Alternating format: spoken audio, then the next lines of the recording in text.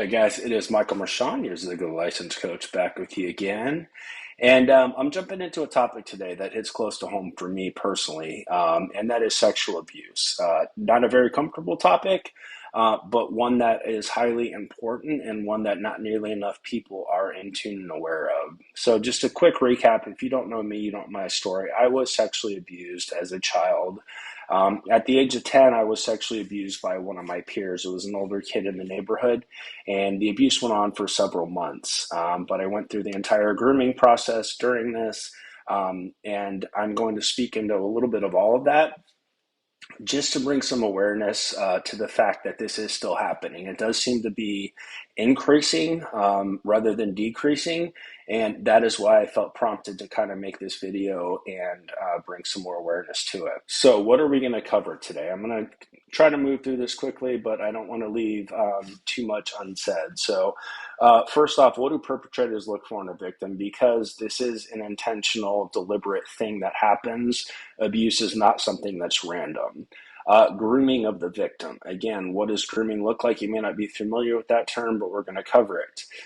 Reporting statistics. How much abuse actually gets reported and what's done about it? And then what are some signs abuse may be happening or abuse may have already happened?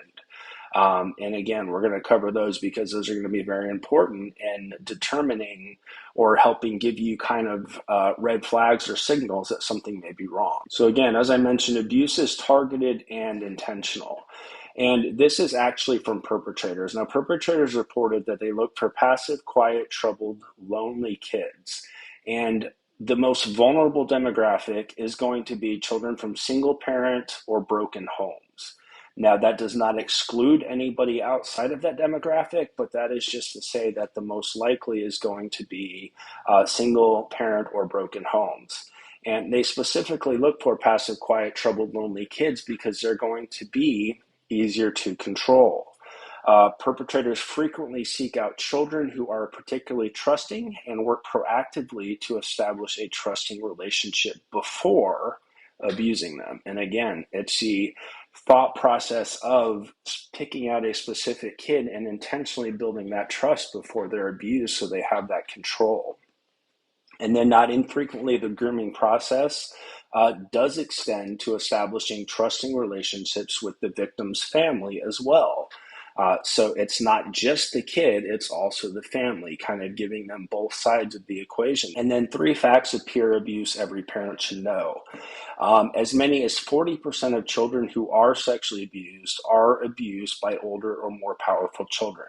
So again, we're talking about, in this case, what could very easily be your children's friends. One of your children's friends, maybe somebody from school, from a sports team. In my case, it was an older boy from the neighborhood, a guy that lived across the street from me. People that you were exposed to that you wouldn't necessarily think are capable of these things are doing it on a daily basis. 81% of child sexual abuse incidents for all ages occur in one perpetrator, one child circumstance. And basically that one-on-one dynamic, that's the control aspect and the isolation aspect of it that we kind of discussed. Most sexual abuse of children occur in a residence. Typically, and this is the very disturbing part, typically that of the victim or the perpetrator. So perpetrators, and this happened in my case as well, they're abusing these children. The perpetrator is abusing your child in their own bedroom in many cases. And oftentimes that's with the parents home and having no clue what's going on. And that just speaks to the control that they have over that situation, because now they have taken the one place that should be safe for that child and they have completely destroyed it by abusing them in there. And if they can abuse your child with you home, then what hope is there that you can ever tell anybody?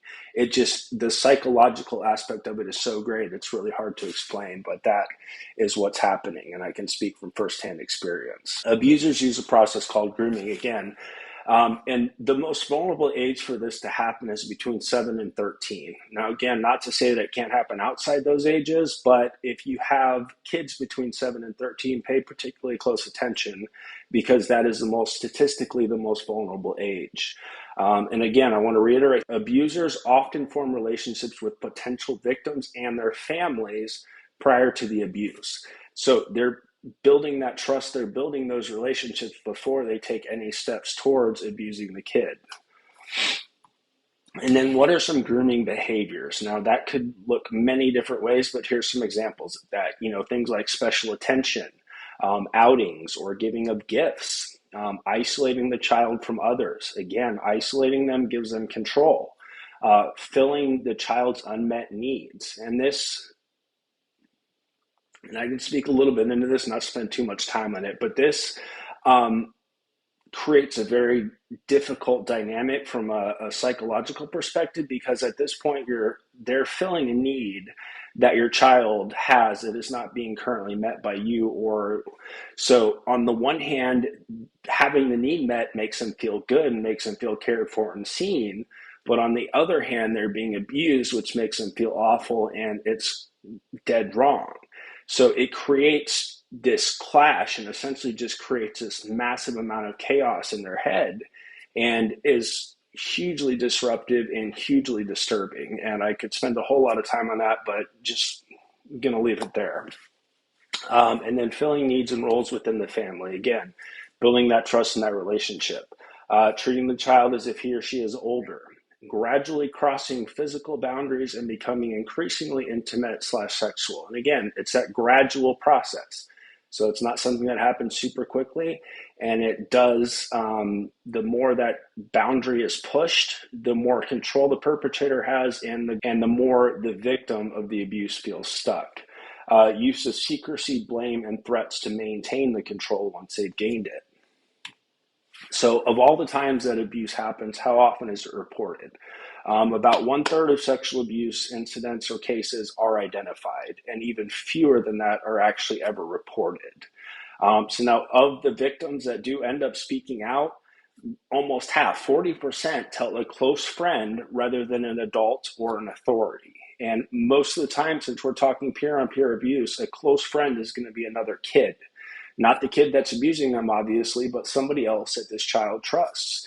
And the odds that that kid is going to go and tell anybody else is very slim. So that 40%, by and large, is never going to get out and never going to get any help. So most of the signs of sexual abuse are going to be indirect. It's not like physical abuse where you're going to have blood and scars and scratches and things like that. No, there are signs, but they're going to be more indirect. So some physical signs, if you want to call them that, are going to be more like anxiety, chronic stomach pain, headaches, some behavioral signs you can look for. And again, all this is based off the norm. So if your child is normally pretty outgoing and all of a sudden becomes withdrawn, then that may be a very clear sign something's wrong. Fearful, if they're pretty happy and pretty bubbly usually, and all of a sudden they become depressed, that could very well be a sign. Unexplained anger, rebellion. Now, those last two for me, those were big ones. The unexplained anger, I had huge anger outbursts just for no reason. I got extremely rebellious, just doing everything my parents told me not to do because I had this chaos inside and I didn't know what to do with it. And I didn't have the words and didn't have the relationship to be able to tell my parents. So I acted out. And not to say that just because your kid gets rebellious means that they're sexually abused, but it's something to consider and it's something to keep in mind. Other signs, nightmares. Do they have night terrors? Do they wake up at night screaming? Bedwetting, failing grades. Are they having lots of academic issues? Self-harm of any kind.